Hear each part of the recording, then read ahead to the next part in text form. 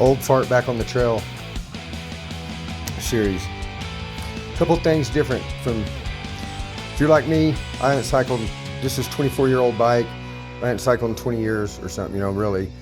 Rode it for several years. This is my last bike I bought, and I didn't really ride it that much. I got some bikes over here that I rode more miles than those guys, but this is the last bike I'd purchased. And I put an e-motor on it now. I got a 1500 watt hub motor. Throttle, no screen. Got my bike computer, little bell. Let's talk about pedals. That was, you know, I was like, because back the pedals we had, the Bear Claw and stuff, it didn't work worth a damn. So we had to go clipless to keep your foot on the pedal back in the day. But these new pedals they got out now, your foot will stay on here. They're a better design. These things, these little cleats really work. The Bear Claw pedal, it didn't work and stuff, man.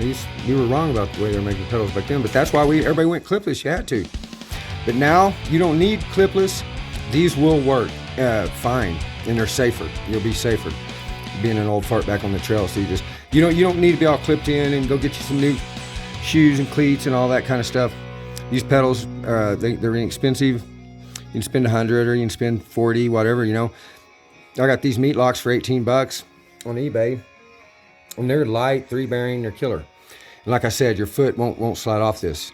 Because if you're thinking, oh, I need to get new cleats and, you know, do the whole setup that we were doing back when we were young and racing, you don't need to. These pedals work better than the ones we had. And if you're going to get a direct drive motor, this is probably the way to go. And you can get the mid-drive motors and stuff. If you're liable to have more problems, if you got aluminum, you're going to need a steel cassette, and you really got to take care of your drive line when you start, because it's going to power through it the same way you are, but it puts about 3 times the power you have into your drive line. So having, you know, a conversion kit that goes on the back, I think is the easiest way. And it's not the most realistic bike feel, because you really are just stuck in one gear.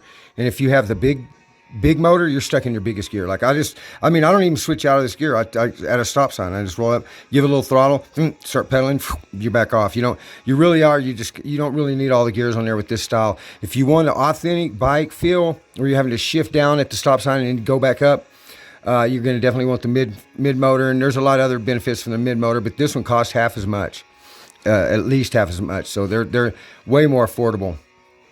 They go for thousands and thousands of miles without no problems. There's no gears or nothing to mess up. It doesn't wear your drive line out because it's not connected in there. Direct drive to your wheel. Bam. Old farts on the trail. What else? The pedals were one big thing. You know, if you want to wear a helmet, wear a helmet. I ain't gonna tell nobody to wear a helmet. It's your head. But if you have this style of frame, you're gonna have a problem finding a place for your battery. I made this, I attached it to my seat post. I planned on putting it down here, but when the shocked, it would hit it. So that didn't work. I had to move that. The other bike I'm going to convert, I'm going to do a second one. It's a rigid frame. It's got a front shock. Actually, it don't have any shock. I took the front shock off. It's a rigid frame, so I might buy a front shock for it, and I'm going to put it on there. But it's going to be a lot easier because you got the big triangle to put your battery in. So that one's really not going to have any problems. And I'm not sure if I'm going to do a mid-drive motor, or I'm not sure, or this type of motor, you know, 'cause I want to do a mid-drive motor just so I can have the 2 different types and stuff, you know, and have one that's, you know, authentic like that. And I think that bike would be good for that. But the next project is what I'm working on right now and doing the research on right now is regenerative braking. Regenerative braking. Charge the battery when you're braking, and you're braking by putting electricity into the motor, not clamping your brakes here. It's so it's an electric brake, and they say it feels wonderful. So they say after you do regenerative braking, you love it.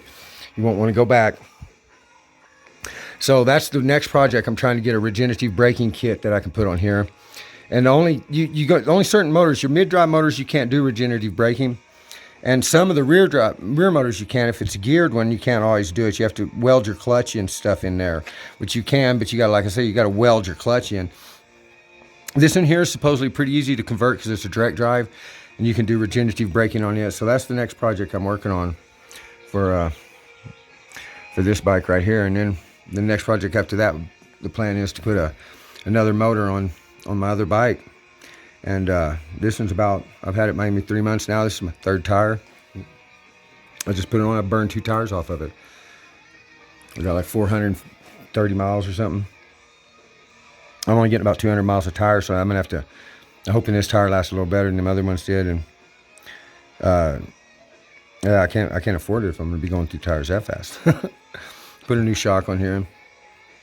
Had an old spring rock shock on there, but that's an old Judy rock shock on the front. This is a 24-year-old frame, and it never really got that many miles on it. Maybe 500-600 miles or something on it, And then I got into some other hobbies and went riding, and then 20 years later, old fart back out on the trail. So don't hate us. We feel like kids again.